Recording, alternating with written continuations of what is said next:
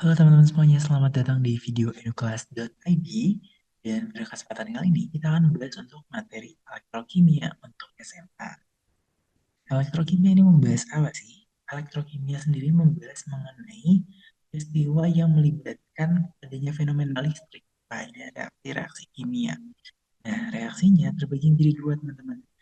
Dinamakan dengan sel volta atau sel galvanik, dan ada juga yang dinamakan sebagai elektrolisis. Kita akan melihat kedua materi tersebut. Yang pertama, materi untuk sel volta atau sel galvanik. Materi sel volta ini menjelaskan bahwa suatu reaksi kimia, teman-teman, yang dapat menghasilkan listrik secara spontan. Secara spontan itu maksudnya tidak ada faktor eksternal, teman-teman. Jadi, kalau suatu kita campurkan dalam suatu reaksi dengan formasi sebagai berikut, contohnya sebagai dia dapat menghasilkan listrik, teman-teman. Ke voltmeter, teman-teman, yang dapat mengukur listrik yang dihasilkan. Jadi ada listrik yang dapat dihasilkan secara spontan dari si reaksi kimia tersebut. Untuk reaksi kimia dari sel volta, dia tersusun atas larutan dan juga adanya elektroda, di mana larutan ini tersusun ion-ionnya, ada ion-ion penyusunnya. Kemudian ada yang namanya elektroda, teman-teman. Elektrodanya yang ini nih. Ini adalah elektroda di masing-masing sisi yang menyebabkan adanya peristiwa sel volta atau. Kita akan melihat bagaimana sih reaksi di elektroda-elektroda ini. Dalam sel galvani atau sel volta, di elektrodanya kita mengenal istilah kawat, teman-teman. Anoda reduksi dan anoda oksidasi. Kenapa sebenarnya sel volta sendiri dapat menghasilkan listrik, teman-teman? Karena kalau kita lihat di gambar sini, teman-teman, ini nanti akan ada perpindahan elektron, teman-teman. Pindahan elektron dari mana? Dari anoda ke katoda. Nah, anoda ini kan tempat terjadinya oksidasi, teman-teman. Seperti yang kita bahas di video reduksi oksidasi. Karena oksidasi itu melepaskan elektron, teman-teman. Berarti elektronnya akan berlebih di sisi anoda. Nanti akan ditransfer elektronnya menuju ke katoda, teman-teman. Yang mengalami reduksi yang butuh elektron. Nah, makanya nanti teman-teman bisa lihat di gambar sini, kalau misalkan reaksinya seperti ini, berarti nanti CU-nya akan mengalami reduksi, teman-teman. Hingga nanti untuk reaksi di sini, teman-teman, dia akan elektronnya berpindah dari sini, teman-teman. Gerak elektron dari katode ke anoda, teman-teman. Kenapa? Karena di katode terjadi reduksi, sementara di anoda elektronnya akan berpindah dari anoda menuju ke katode. Selanjutnya, untuk muatan pada masing-masing elektroda untuk di sel volta, ini kapan, teman-teman? Aktif dan anoda negatif. Dimana kalau katoda itu karena dia harus membutuhkan elektron, teman-teman, jadi dia lebih cenderung bermuatan positif, teman-teman, yang butuh elektron. Dengan anoda ini kebanyakan elektron yang membuat dia menjadi bermuatan negatif.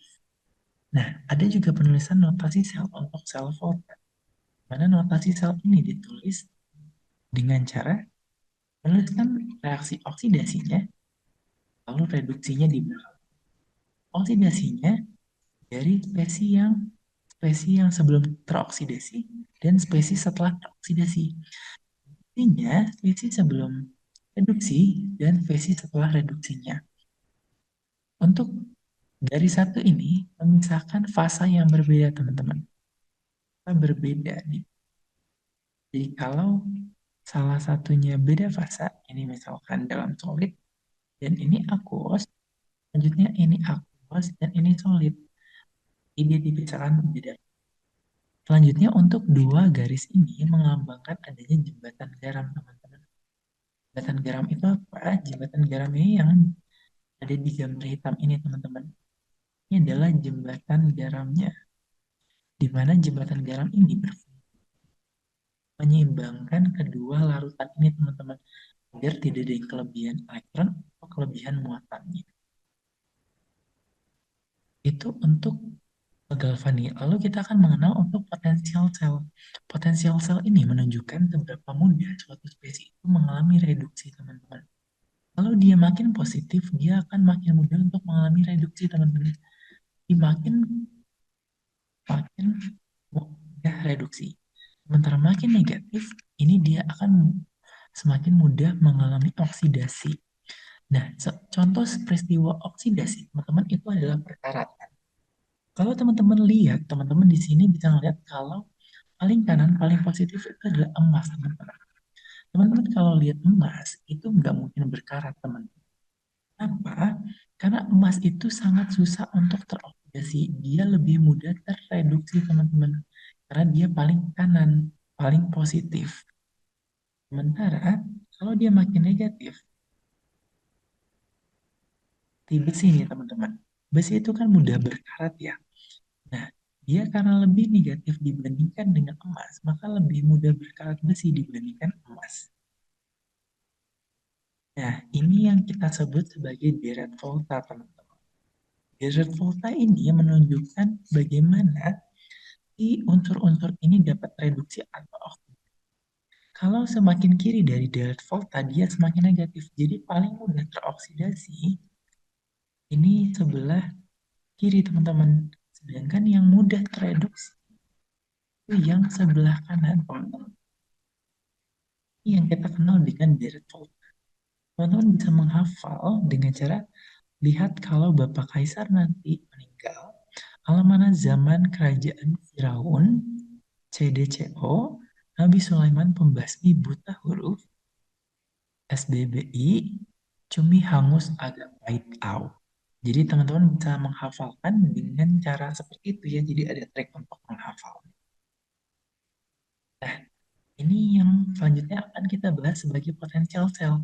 Potensial sel itu menunjukkan seberapa potensi listrik yang dapat dihasilkan dari reaksi kimia yang berlangsung.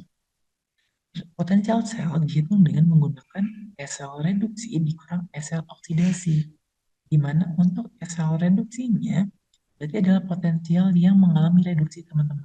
Sementara kalau sel oksidasi adalah potensial sel yang dia mengalami oksidasinya, teman-teman. Jadi setiap nilai ini akan ditunjukkan dengan potensial sel yang dilambangkan dengan E derajat, teman-teman. Nah, kalau E derajatnya tadi makin positif, dia akan mudah reduksi, bahkan kalau negatif dia akan mengalami oksidasi. Untuk menentukan potensial sel dari suatu reaksi sel galvanik, kita gunakan sel yang positif, yang reduksi dikurang sel yang negatif atau yang oksidasinya. Jadi, ya, yang paling positif, teman. Sel paling negatif. Untuk menentukan reaksinya spontan, teman, tanpa faktor eksternal. Selanjutnya, setelah tadi kita bahas untuk materi sel galvani, sekarang kita akan bahas untuk materi elektrolisis. Elektrolisis ini adalah pemberian listrik pada suatu sistem hingga reaksinya dapat berlangsung, teman-teman. Jadi kebalik dari sel galvani. Kalau tadi galvani, reaksinya dapat menghasilkan listrik. Kalau di elektrolisis, listriknya kita gunakan untuk menghasilkan reaksi kimia. Di elektrolisis, untuk rawonya tetap sama ya, teman-teman. Jadi katodanya tetap mengalami reduksi dan anodanya mengalami oksidasi. Jadi elektrodanya tetap sama, ada katoda juga anoda. Sementara untuk muatan-muatan dari elektrodanya ini berbeda. Kita gunakan hafalan kenapa.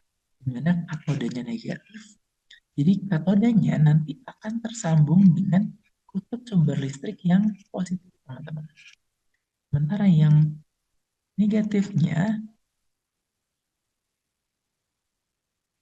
sementara yang negatifnya akan bertemu dengan anoda, teman-teman. Berbeda dengan sel galvani di mana ada dua tabung, Untuk elektrolisis nanti akan berlangsung di satu tabung yang sama. Anodanya nanti akan disambungkan dengan yang positif. Oh, itu sedikit teman-teman. Maaf. Jadi katodanya disambungkan dengan yang negatif, anodanya disambungkan dengan yang positif. Nah, reaksi di katoda ini lebih kompleks dibandingkan reaksi di sel galvani. Gimana kalau di katoda yang mengalami elektrolisis ini, gimana tergantung jenis kationnya. Kalau kationnya adalah logam aktif golongan 1A, golongan 2A, aluminium atau mangan, yang akan tereduksi adalah air, teman-teman. Sebagai berikut 2H2O tambah 2 elektron menjadi H2 ditambah 2 O amin. Sedangkan kalau dia selain kation yang golongan 1, golongan 2, aluminium dan mangan, kationnya yang akan mengalami tereduksi. Dengan L ini adalah kation ya teman-teman, logam. Kation logamnya. Tambah X ini sesuai muatan ya teman-teman. X-nya menjadi dari logam. Kalau reaksinya di katoda teman-teman, dan dia bergantung pada jenis kation. Sedangkan teman-teman kalau reaksinya di anoda, kita akan lihat dulu terbagi menjadi dua anodanya teman-teman. Anodanya inert atau tidak inert teman-teman. Kalau anodanya tidak inert, anodanya yang akan teroksidasi teman-teman. Ini adalah anodanya ya teman-teman. Anoda menjadi anoda bermuatan. Ion dari anodanya.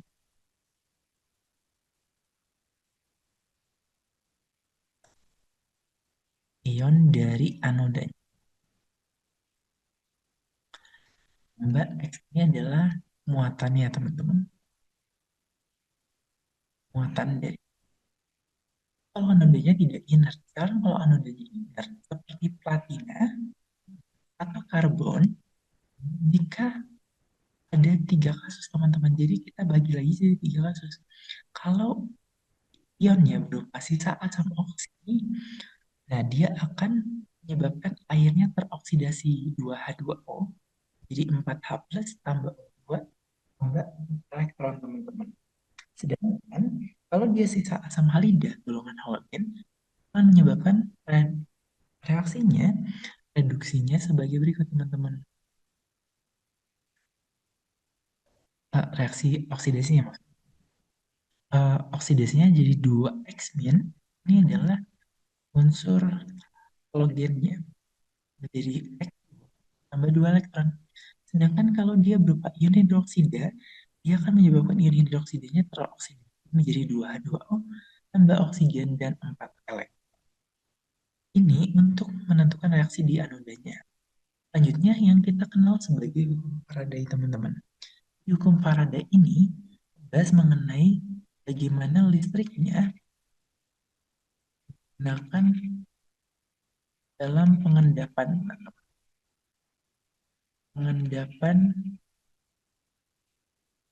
partikel tertentu. Misalkan kita ingin mengendapkan besi teman-teman dari larutan besi 2 plus. Ingin kita jadikan besi ini teman-teman. Ia akan melibatkan reaksi dengan 2 elektron teman-teman. Nah, hukum Faraday ini menghitung jumlah elektron yang dihasilkan berdasarkan arus dan waktunya. Di ini adalah besar arusnya dalam ampere dan T ini adalah waktunya teman-teman dalam second. Dibagi dengan konstanta Faraday-nya 96.500 kolom per mol. Nah, nanti teman-teman akan mendapatkan jumlah elektron yang dihasilkan dalam kurun waktu sekian dengan arus sekian. Nah, untuk menentukan jumlah yang dihasilkan, teman-teman bisa gunakan perbandingan reaksinya, teman-teman.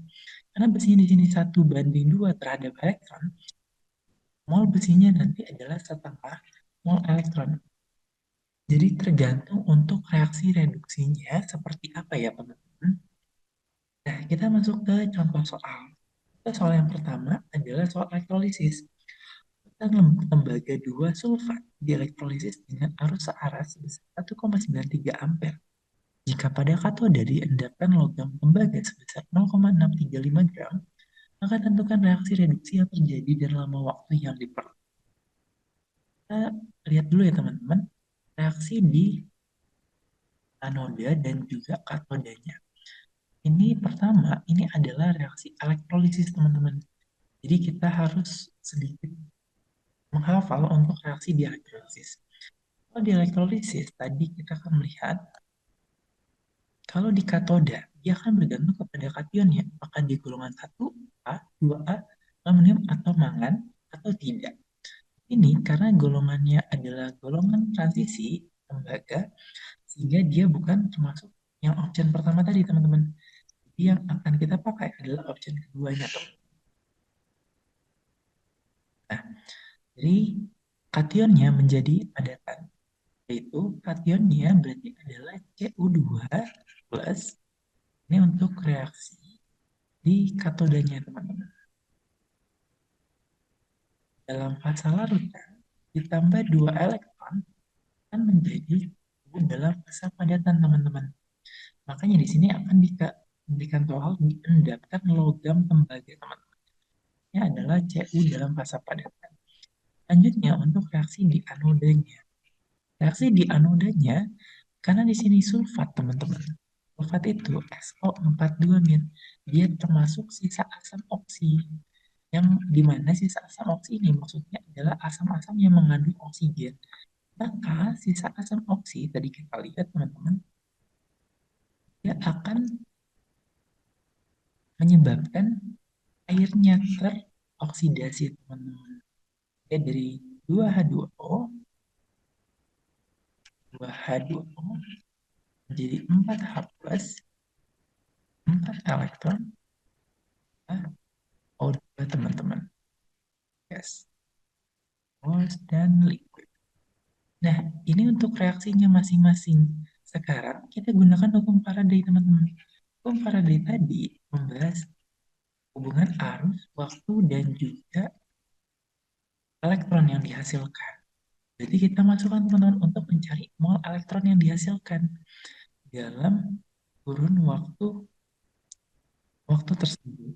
Nah, sekarang kita lihat, teman-teman, soalnya. Soalnya meminta reaksi reduksi yang terjadi dan lama waktu yang diperlukan. Reaksi reduksinya adalah yang berada di katoda, yaitu ini.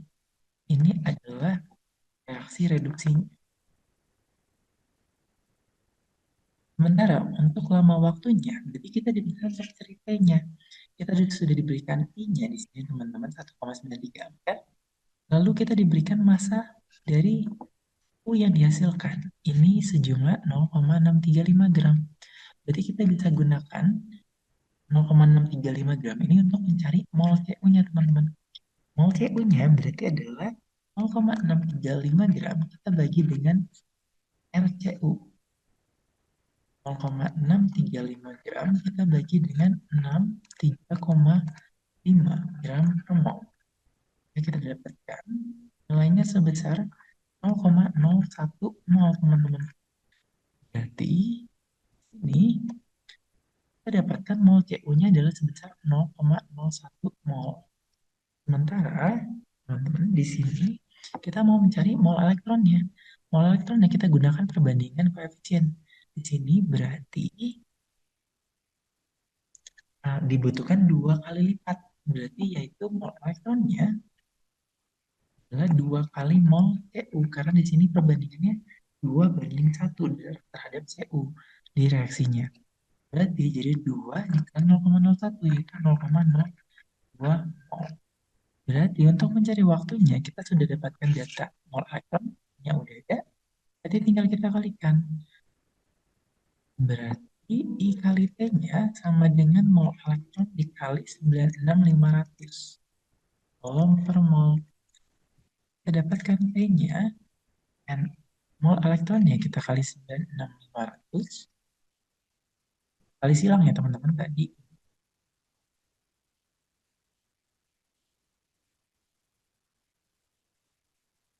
Dibagi dengan I-nya. I-nya 1,93 ampere. Ini nanti akan kita dapatkan 0,02 kali 9, 6.500 dibagi 1,93. Nah, kita hitung teman-teman 0,02 kali 9, 6.500 bagi dengan 1,93. Dapatkan 1.000 teman-teman. Jadi waktu yang diperlukan adalah 1.000 second teman-teman. Kita mau dalam menit, berarti kita tinggal bagi dia menjadi menit. Waktunya berarti 1.000 second, kita bagi 60 second per menit. Hingga kita mendapatkan per 16,67 menit. Ini untuk jawaban yang kedua. Selanjutnya, untuk latihan soal yang kedua, diberikan data potensial sel sebagai berikut. Sel volta akan menghasilkan potensial sel voltanya tersusun atas dua spesi ini, teman-teman. Nah, kita diminta untuk menentukan potensial listriknya, teman-teman. Tadi potensial listriknya sama dengan potensial reduksi kurangi dengan potensial radiasi. Kita lihat teman-teman di sini yang mengalami reduksi adalah potensialnya paling positif. Berarti yaitu yang ini teman-teman yang akan mengalami reduksi. Bagi sementara yang ini akan mengalami oksidasi. Berarti kita akan dapatkan untuk sel volta yang tersusun atas dua spesi ini yaitu 0,80 volt dikurangi minus 0,04 volt teman-teman. Dan kita akan dapatkan sel voltanya memiliki potensial sebesar 0,84 volt teman-teman. Dan ini positif. Kalau potensial selnya positif teman-teman, artinya reaksinya spontan dan ini adalah reaksi sel galvani teman-teman. Di sel galvani teman-teman bisa lihat kalau dia selnya spontan. Jadi sekian aja teman-teman video pembahasan untuk materi elektrokimia. Terima kasih banyak telah menyaksikan video eduklas.id kali ini dan sampai jumpa di video-video selanjutnya. Dadah.